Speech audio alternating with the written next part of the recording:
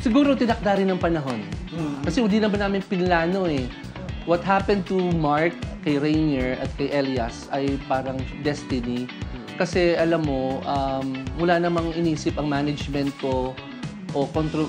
Doon nga eh, gusto kong i-correct yung mind ng tao na, especially mga bashers na inisip na ginamit, kinapitalize para sumikat ako o mapag-usapan ako sa social media.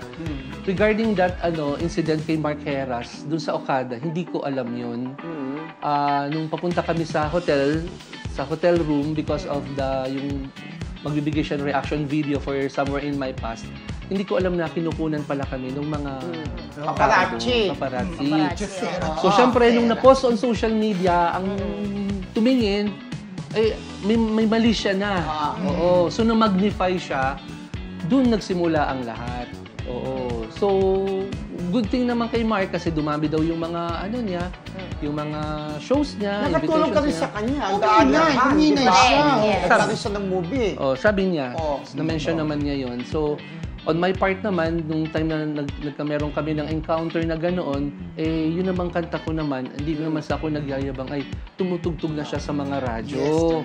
So parang dapat burahin sa isip ng tao na parang, kaya ka sumikat para mapansin ang kanta mo. Ay hindi po ganun po yun. Kasi ako ho ay tumutugtog na po yung kanta ko sa radio at ang mga social media influencers, nandun na po yung